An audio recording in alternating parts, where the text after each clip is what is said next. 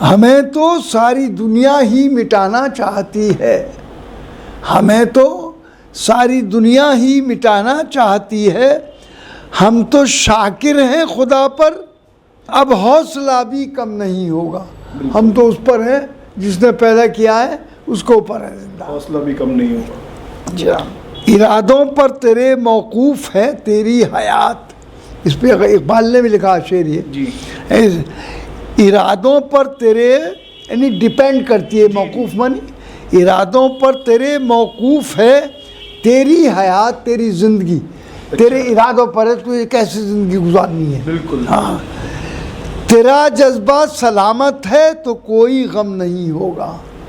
जज्बा अगर सही जज्बा है। नमस्कार, बहुत बहुत स्वागत है आपका राजनीति दर्शन पर। आज हमारे साथ मौजूद हैं संभल के माननीय सांसद डॉक्टर शफीकुर रहमान बल्ख साहब। बल्ख साहब अपने आप में एक ऐसी शख्सियत हैं, इन्हें देखकर ज़फ़र इकबाल साहब का एक शेर याद आता है कि कदम पीछे की जानिब है, सफ़र आगे है मेरा। सर, आप कदम पीछे की जानिब है, सफ़र आगे है मेरा, मैं बूढ़ा होता जाता हूँ जवां होने की खातिर। तो इसी के साथ आज हम अपने इंटरव्यू की शुरुआत करते हैं। पहले तो आपका बहुत बहुत स्वागत है राजनीति दर्शन। शुक्रिया, बहुत बहुत शुक्रिया आपका, तशरीफ़ लाए आप। जानिए बल्ख साहब की ज़िंदगी का शुरुआती दौर। मेरी ज़िंदगी कुछ अलहदा ही है लोगों से। जी जी बिल्कुल। मैं जो कुछ भी काम करता हूँ, देखिए मेरे वालिद का इंतकाल सन 55 में हो गया था जी। अब मैं अकेला था, मेरा ना कोई सरपरस्त था, न मेरे पास ज़मीन थी, न जायदाद थी, न पैसा था। एक वालदा थी मेरी, और मेरी शादी उन्होंने सन 52 में कर दी थी जी। और 2 बहनें थीं हमारी, आपसे बड़ी? जो शादी नहीं, छोटी थी मुझसे। अच्छा। जो शादी से रह गई थी वो भी थोड़ी थोड़ी ऐसी थी, 16-16 17 साल की जिम्मेदारी भी आपके ऊपर। हाँ, मैं बचपन से ही मुझे पब्लिक की खिदमत करने में अच्छा लगता था जी। और हमेशा से ही मैं ये काम करता रहा। मैं पॉलिटिक्स में 60 साल से हूँ। जी जी हाँ, बहुत लंबा समय। जी हाँ, बहुत लंबा सफ़र है मेरा। और ये सफ़र भी, इतना लंबा सफ़र तय करना और इन ऊंचाइयों तक पहुंच जाना, ये सब अल्लाह के करम की बात है।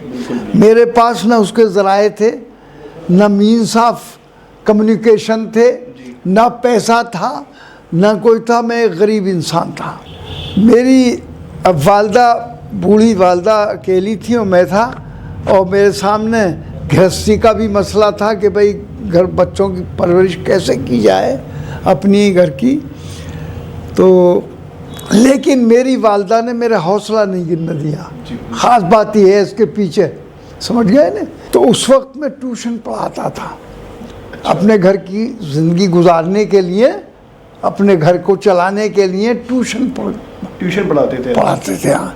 तो इस तरीके से गाड़ी चलती रही। तो जब मेरे पीछे कोई मैं नहीं होता था और यहाँ कोई आया, उसने कहा कि आज वो बर्ख साहब से कह दीजो कि फला जगह मीटिंग है, काहे की, चाहे वो मुशायरे की थी या सियासी थी, जैसी भी थी, वो याद रखती थी मुझसे।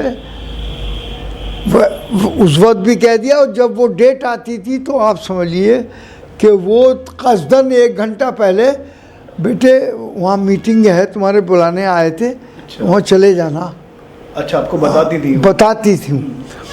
तो मैं वक्त से पहले वहाँ चला जाता था, मीटिंगों में गया इस तरीके से। और मुझे खिदमत खल्क में, वेलफेयर के कामों में दिलचस्पी ज़्यादा थी कि भाई जिससे लोगों की, गरीब आदमियों का काम करने में मज़ा आता था मुझे। एक वालदा थी मेरी, उन्होंने मुझे बहुत हौसला दिया मौके मौके पर। और मैं उसके बाद में, चूँकि सन 74 में मैं और मुलायम सिंह, हम दोनों चौधरी चरण सिंह के साथ थे जी, और एमएलए थे दोनों, उनकी पार्टी से, बीकेडी से। लिहाजा बीकेडी से एमएलए थे। उस वक्त इमरजेंसी लगा दी इंदिरा गांधी जी ने जी। जब इमरजेंसी लग गई तो हम लोगों की गिरफ्तारी हो गई। हम सन 74 में जी जी गिरफ्तार सन 75 में लगी थी, 75 में, हाँ 75 में हम लोग गिरफ्तार हो गए। उसके लगने के बाद में कितने समय जेल चले गए, तो लगभग 19 महीने में जेल में मैं 2.25 साल करीब जेल में रहा। हम लोग जब छूटे, जब इलेक्शन डिक्लेयर हो गए, तब इन्होंने हमें छोड़ा। जी जी जी हाँ। और छोड़ने के बाद में फिर चौधरी बहरहाल चौधरी साहब के हम थे, तो उस वक्त मैं एमएलए हो चुका था ना, जी जी। तो वैसे तो एमएलए के बंद था। फिर बहरहाल इस तरीके से मौलाना मुजफ्फर हुसैन कछौचवी थे, जी जो एमपी रहे मुर्दाबाद से एक मरतबा और एक मरतबा बहराइच से। अच्छा हमारे ख़ास आदमी थे कचौचा शरीफ, वहाँ से हमारा ताल्लुक़ है बहुत गहरा। अच्छा तो हम उनको मैदान में ले आए पार्लियामेंट के लिए सन 62 में। सन 62 में मैंने उनको राहत मौलाई एडवोकेट, वो एमएलए थे मुर्दाबाद के, उनको वो मुझसे कहा उन्होंने कि भाई साहब इन्हें हमें दे दीजिएगा आप। मैंने कहा ले लिए साहब, इन्हें तो लेकिन यहीं चलवाना होगा आपको, संभल वालों को। हमने उनको लड़ाया, वो कामयाब हो गए। वो किसी उसमें DIR में उन्हें बंद कर दिया, 7 महीने बंद रहे वो फैजाबाद जेल में। हम सारा काम उसका मैं ही देखता था। तो उन पर इतना यकीन हो गया कि जब वो वापस आए तो 1 पैसे का भी कहीं कोई शिकायत नहीं थी हमारे खिलाफ। और लंबी पैंग बढ़ गई। फिर वो उन पर यह आदेश आया कि सन 57 में, वो सन 62-67 में इलेक्शन जो साथ हुए थे, असेंबली और पार्लियामेंट के साथ। तो फिर उन पर आ गया पार्टी का, हम थे राम गोपाल आचार्य की पार्टी, स्वतंत्र पार्टी से, स्वतंत्र पार्टी। हाँ। तो लिहाजा उन्होंने कहा कि आप अब अपने हल्के का आप तो हवाई जहाज से हम दौरा कराएंगे आपका, और आप हर संभल या मुर्दाबाद जो सीटें इसमें आती हैं उनके एमएलए के नाम दीजिए। तो उसमें नाम उन्होंने हमारा नाम दे दिया कि आप लड़ेंगे। हम लड़े, वो इलेक्शन हम हार गए। महेश जी जो हो गए थे उसमें, और वो सिर्फ 1-1.5 साल के बाद बाई इलेक्शन हो गया। फिर दोबारा जो हुआ उसमें भी हम हार गए। 2 इलेक्शन हम हारे। उसके बाद में फिर जीत शुरू हो गई। और बहरहाल मैंने चूँकि खुलकर हिम्मत के साथ में, मैं गलत काम कभी नहीं किया, चोरों की और जुआरियों की और फलानों की, इनकी कभी मैंने हिमायत नहीं करी, अच्छे लोगों की। बहरहाल कोई आदमी अगर वैसा भी है, गलत भी काम हो गया है, तो उसका देखभाल के उसका काम, उसकी सिफारिश की। और मैं डरा कभी नहीं इस वजह से। अब उन्होंने देखकर, मेरा काम देखकर यहाँ मैं इतना था, तो मुझे शेर संबल कहने लगे लोग। जी, शेर संबल की उपाधि आपको किसने दी? हाँ, ये वो उपाधि पब्लिक ने दे दी मुझे। किसी ने ना मैंने मांगी, ना बल्कि पब्लिक ने खुद ही कहना शुरू कर दिया। तो बहरहाल जब से ये चल आपका इतना लंबा करियर है, 60 साल से भी ज़्यादा का करियर जी हाँ जी। इस 60 साल के करियर में आप अपना राजनीतिक गुरु किसे मानते हैं? आप अपना राजनीतिक गुरु किसे मानते हैं? मैं जी, राजनीतिक गुरु चौधरी चरण सिंह को। आप चौधरी चरण सिंह जी को अपना राजनीतिक गुरु मानते हैं? हाँ। और सर, ये संभल में जो आपकी इतनी मजबूत पकड़ है, इसके पीछे किन कारणों को मानते हैं आप? उसकी वजह सिर्फ ये है कि मैंने पूरी ज़िंदगी, एक तो ये है कि जो मजलूम सताए हुए लोग थे, गरीब लोग थे, अब चाहे सताया हुआ बड़ा आदमी भी हो सकता है भाई, यार कोई बड़ा आदमी है, किसी गया और पुलिस ने उसकी इंसल्ट कर दी, या किसी और आदमी ने, पब्लिक ने इंसल्ट कर दी, तो मैंने मजलूम का साथ दिया, जालिम का नहीं दिया साथ। जालिम का साथ नहीं दिया, जिसके साथ जुल्म हुआ उसका साथ दिया। और फिर उसके अलावा भी जो भी गरीब आदमी, किसी कौम, किसी हुआ, हिंदू हुआ, मुसलमान हुआ, मैंने ये नहीं कभी देखा। उस पर एक शेर मेरा सुन लीजिएगा, बिल्कुल अपनी गज़ल का। न देखो बर्क, जो पूरी सियासत मैंने की है, न देखो बर्क अपना कौन है और कौन बेगाना। अपना पराया मत देखो, या अगर सियासत करनी है, न देखो बर्क अपना कौन है और कौन बेगाना, तुम्हारा काम खिदमत है वो ख्वाह कोई भी इंसान है, भाई कोई इंसान है, किसी कौम का है, किसी बिरादरी का है। अब मेरे पास बीजेपी के भी लोग आते हैं काम कराने के लिए। मैंने ये कभी नहीं कहा आप बीजेपी के, आप मेरे मुखालिफ हैं, आपने नहीं। अगर जायज़ उनका भी काम है तो करूँगा। जी हाँ। जैसे कि संभल में अभी लॉकडाउन के बाद, तीसरे लॉकडाउन के बाद काफ़ी केस बढ़े। हाँ। और इस समय स्थिति ये है कि संभल में 200 के पार है कोरोना संक्रमित संख्या लोगों की। है 200 के पार है कोरोना। हाँ। जो पीड़ित जो लोग हैं, जो हाँ, कोरोना 200 बीमारी से पार जूझ है। रहे हैं। तो सर क्या आपके हिसाब से लॉकडाउन दोबारा होना चाहिए संभल में? देखिए, संभल प्रॉपर का तो मेरे ख्याल में चंद % होंगे और उसमें डेथ ज़ीरो है। हाँ जी। संभल में जी। ईमानदारी से। लेकिन बाहर के जो प्रवासी और या इधर से लोग, कोई बम्बई से आ गया, कोई दुबई से आ गया, कोई फ्रांस से आ गया, जो बाहर थे, तो उन लोगों की वजह से यहाँ पर फैला। जी जी। या वैसे यहाँ के लोकल आदमी आज तक एक मरा नहीं है इस सिलसिले में। लेकिन सर खतरा तो बना हुआ है ना? है? खतरा तो हाँ, खतरा बने हुए हैं।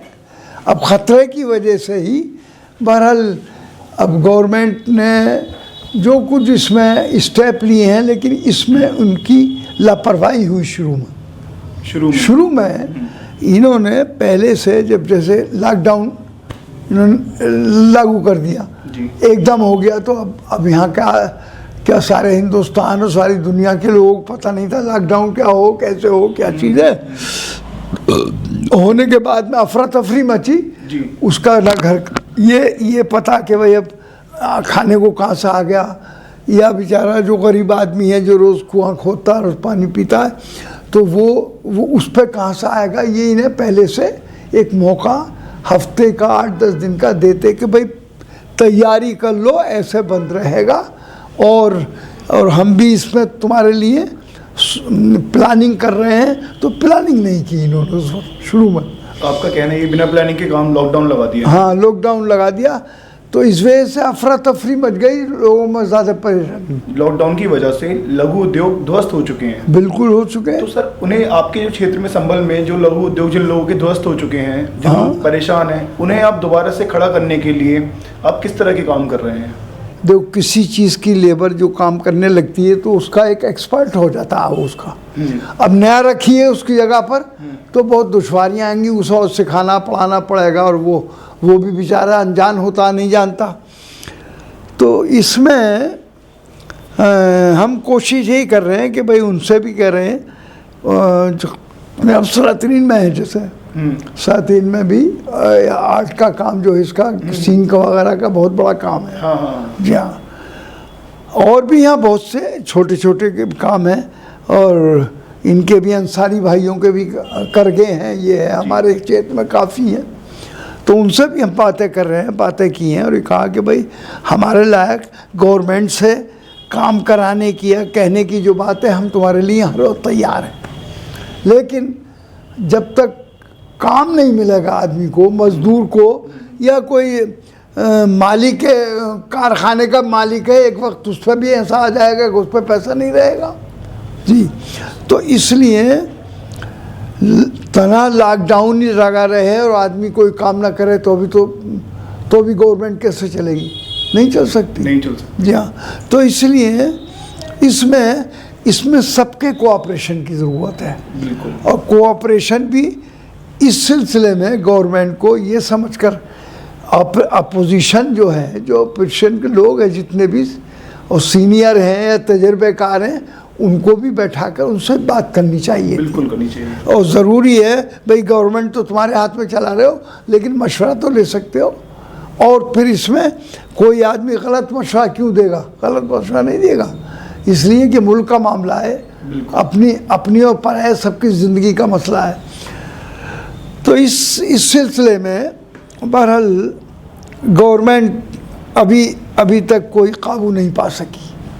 हाँ, केंद्र में किसी और पार्टी की सरकार होने की वजह से क्या कभी आपको ऐसा लगा कि आपको पूर्ण समर्थन नहीं मिल पा रहा है आपको केंद्र से? हाँ। क्या आपको कभी ऐसा लगा कि आपकी जो कुछ आप योजनाएं लेकर आना चाहते हैं, जो विकास की योजनाएं आप लेकर आना चाहते हैं, उसकी पूरी तरह से केंद्र से समर्थन ना मिलने के कारण वो योजनाएं नहीं आ सकी, या उसमें कोई विपदा आ रही है? ये तो है। इस वक्त भी जबकि ये मुसीबत का वक्त है, मुसीबत सबकी है। जी।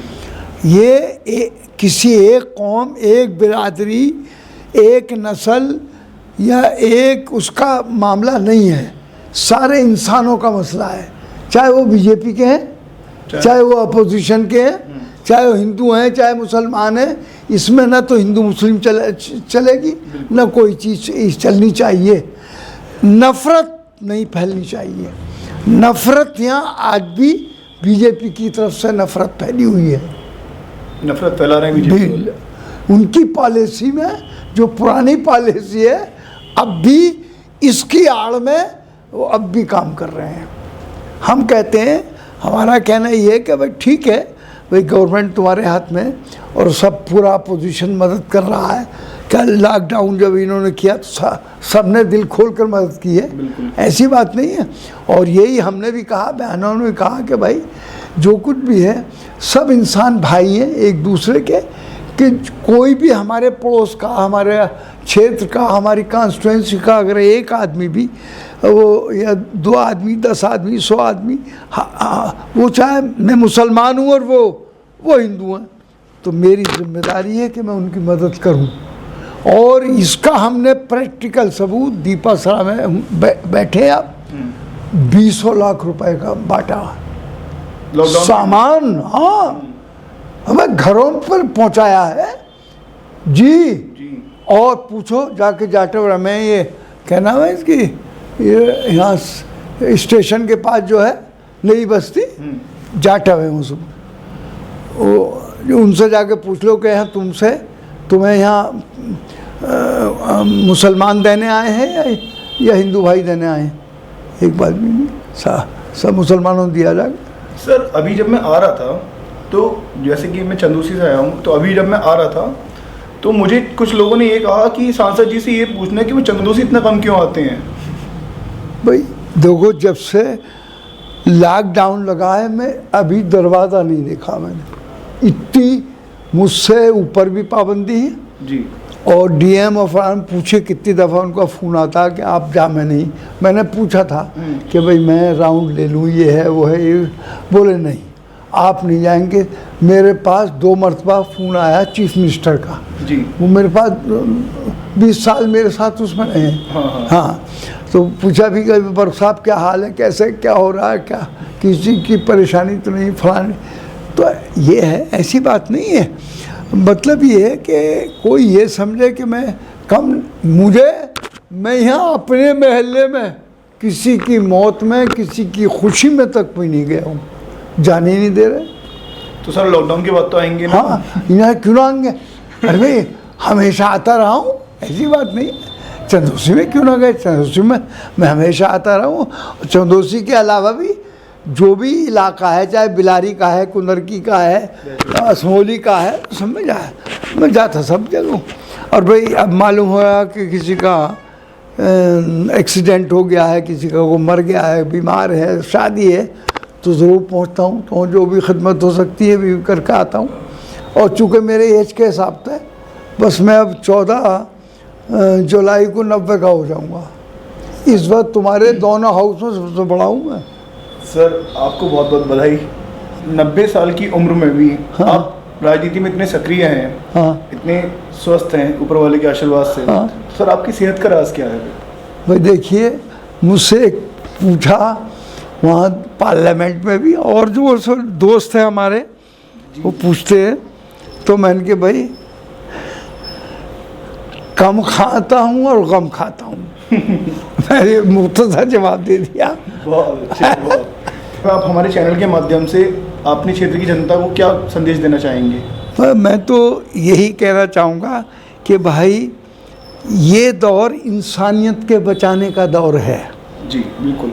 इसमें हमें किसी भी कीमत पर किसी भी कौम, बिरादरी, नस्ल या छोटा बड़ा ये बिल्कुल नहीं देखना होगा, बल्कि सब बहैसियत इंसान के सबको देखो।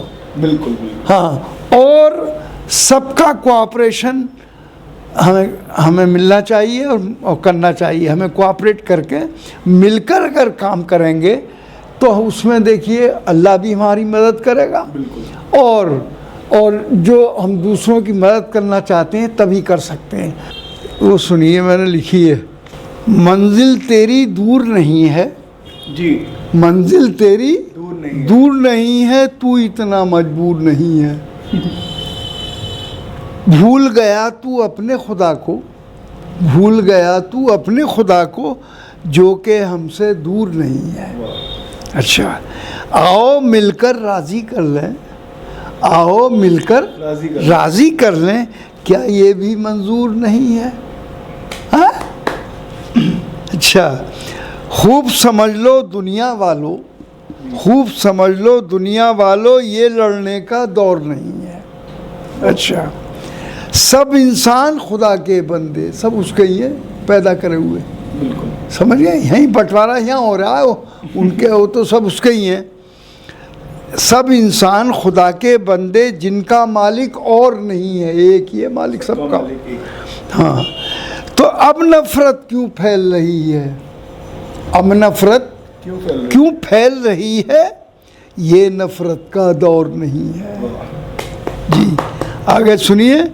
फिर भी अगर तुम बाज ना आए, फिर भी अगर तुम बाज ना आए, जानो फिर कोई खैर नहीं है, हालात मुल्क के ख़राब हो जाएंगे। बिल्कुल, सारा आलम देख रहा है, सारी दुनिया देख रही है, सारा आलम देख रहा है, कोई भी इंसान गैर नहीं है। अच्छा, बस खुदा ही माफ़ करेगा, बंदा नहीं करेगा, कोई बंदे के हाथ में कुछ नहीं है, बस खुदा ही माफ करे। मैं ये कहता हूँ कि ये बीमारी नहीं, अज़ाब इलाही है, अल्लाह का अज़ाब है ये तुम्हारे ऊपर, हमारे अमाल का। बस खुदा ही माफ़ करेगा, वो कोई मजबूर नहीं है, वो तो मजबूर थोड़ी ही किसी का। खौफ का आलम छाया हुआ है, खौफ का आलम छाया हुआ है, डर है लेकिन शोर नहीं है। कहीं शोर है? नहीं। डर के मारे आदमी का क्या हाल है।